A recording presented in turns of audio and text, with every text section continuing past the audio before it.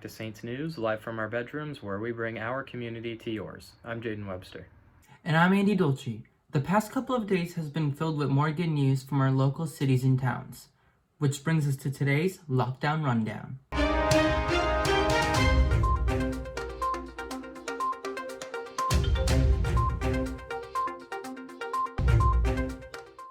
First up for the Lockdown Rundown is the reopening of local restaurants.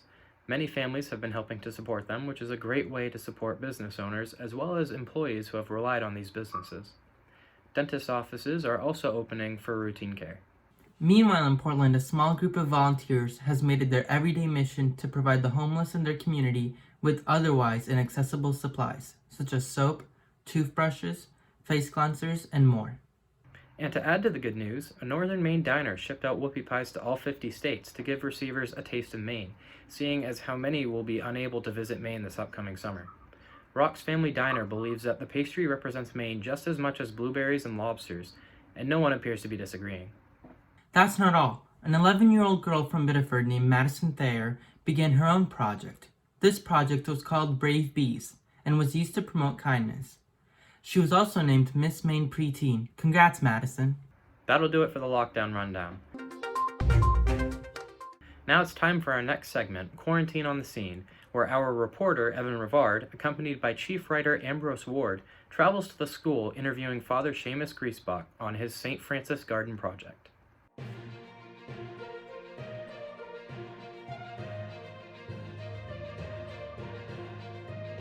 What's up, everybody? We're back with another Quarantine on the Scene. We're here at this fossil of a building. Some say that before it became entirely useless, it used to teach what, like, how many students do we have in our school? Like 50? Around there, around that many students. Also here with Ambrose, our writer. He's helping me out. He's the cameraman today too. Oh, I'm trying to zoom in. It won't.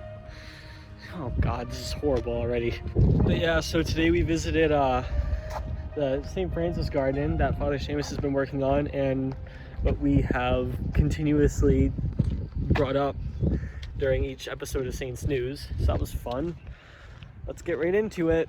Going over this, I think. Oh yeah, that is a good shot, Ambrose. You're right. Do you want to do the interview? Well, what are we gonna do for the interview? Because I was thinking, like, honestly, like, someone could just hold the camera and then, like, the other person asks and then they can just be in the shot. Right. I didn't think I had to be in the shot. You don't have to be. Well, if you want to, you can be in the shot. Be rolling. Alright, so I'm here with Mrs. Olsen and Mrs. Tallman. They've been working on the St. Francis Garden for how long now? Several weeks. We actually started though in October when we measured it out. We knew where we wanted the garden and we killed the grass. We killed the sod back. And so when the snow melted this spring, it was all laid out. It was all ready for us to start working. So where is the food intended to go when this is all done? Well, some of the food is going to be used in our canteen in school here, and some of it will be cultivated and taken by the people who are working on it, or the community, the general St. Dom's community, and then a third of it, or not a third, but a third place, would be to give it to some food pantries here in the community for those who need it.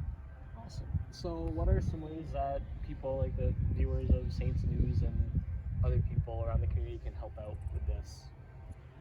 Well, right now we need able-bodied people to come and till the soil, to plant, to build the rest of the fences, and tomorrow we're going to be going and using those hemlock beams and building the raised beds, which will go on that smaller area right there.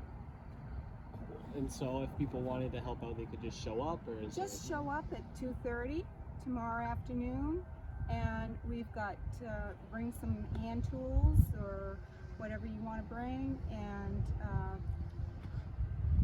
we've got plenty of work to do. Awesome. Well, thank you guys again for letting us interview you. And also, after Mass on Sundays, as long as we're having the parking lot masses, we will meet as a group after Mass on Sunday. So that's a planned activity, and anyone can come. You could bring your parents, your grandparents, kids, siblings, and we've been thinking maybe perhaps having a lunch out here too, and spending the day in fellowship. That's fun. Cool. Well, all right, that's basically it. Thank you. So that was Mrs. Olsen and Mrs. Tallman.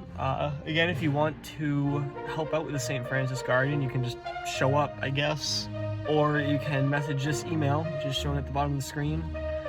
But yeah, so that's that. That was Quarantine on the Scene.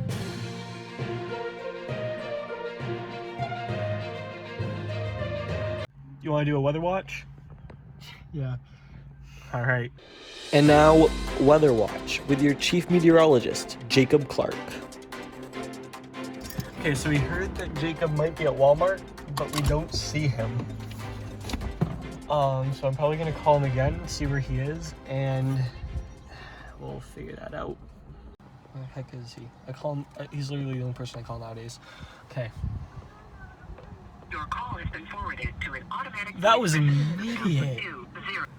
Hey, what's up? Hey, Are you what's going on? Are you still at Walmart? Oh yeah, we're in line. Well, where are you at? What if we just met at like saints.news.doms or something? Oh. Yeah, wait, Jake, can we just steal you for a second? Dude, I could just drive over to saints.news.doms right now. So shout out to Jacob Clark for making us drive in a circle, because he wouldn't tell us where he was. It's lame. You're gonna... Yeah, alright, so we're meeting him at the school, but we're hiding behind Ambrose's car to still kind of like get the drop on him, because we want there to be at least some surprise aspect. So this should be fun. Is that Jacob? I don't think that's Jacob. I don't think that's... What if he lied to us? What if he's just not going to show up? I don't know. Wait, is that him? No, wait, let it. Show the viewers, show the viewers. Wait, let me just make sure. Oh yeah, that's definitely Carl. That's definitely Carl. Where is he? He's over on your side of the car. You can't do that. He's gonna, you know what I was gonna think? Like, I was thinking you guys would just be, okay, you can't do that right now. Okay, well now that we're all relaxed and stuff, Jacob, you want to tell people how the weather is? You know, you can't use this either because I don't know. Weather show. I gotta look at the weather. All right, Jacob, we've given you about 5 extra minutes. The acoustics are good in here. Yeah, it's pretty warm out. All right, well, thank you. That was great. That'll do it for our weather watch. Thanks, Jacob, again. You got it. For the weather. Favorite weatherman.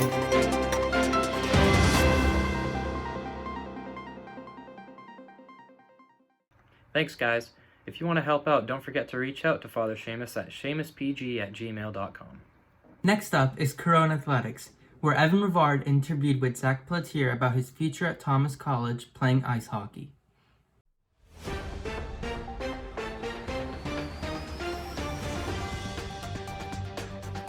Hi again, everybody. Welcome back to another segment of Corona Athletics. I'm Evan Rivard, and today I talked to Zack Pelletier, who is a hockey player for St. Doms and will be competing at Thomas College for hockey. So let's get right into it. All right, it is recording. All right, so hi, Zack. Thanks for coming on. So this is a segment called Corona Athletics, where we get in touch with the schools, like notable athletes and stuff. So seeing how we're in quarantine, first question we want to ask is, how have you been staying active during this time? So my involvement involves being outside, and I'm moving brush and stuff like that. So I'm constantly walking, moving, lifting things. So that's an easy way to stay in shape, keep me going. But also when I'm at home, biking a lot outside, walking and running. So that's pretty much the easiest way that I can keep in shape during quarantine. Mm-hmm. So you've played a lot of sports throughout high school. You play soccer, you play hockey, you play baseball, but you committed to Thomas College for hockey. So wanted to know why you chose hockey of all of them.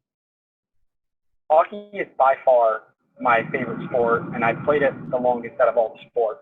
I like to think that I play pretty well in hockey, so I enjoy playing, especially with my friends. It helps to make a lot of new friends when playing hockey and life lessons. And there are some alumni from St. Dom's that are also playing hockey for Thomas College, right? Yes, yes. So are there any other reasons that you committed to Thomas besides hockey? Well, I committed to Thomas to study criminal justice, and they have one of the better criminal justice programs in New England, really. They have a great system with how they go about things, and that really stood out to me because I want to have the best education I can. But alongside that, I had a lot of friends that I already know that are going there, so it'll be a much easier transition. Alongside with the school being small like St. Dom's, that also helps the transition socially. All right. Well, that was all the questions that we had. So thank you again for coming on. Well, thank you. All right. Cool. Once again, that was Zackary Pelletier, future Thomas College student and hockey player. That'll do it for this episode of Clone Athletics. Back to you guys.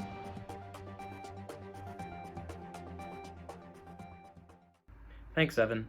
And we'd like to wish Zack good luck on his hockey career at Thomas. Before we go, we'd like to thank our St. Dom's corporate sponsors. We thank you for helping the school offer more scholarships and tuition assistance to our school's families. Thank you for your service to our school and community. Until next episode, I'm Andy Dolci. And I'm Jaden Webster, and we'll see you next time on Saints News. Bye.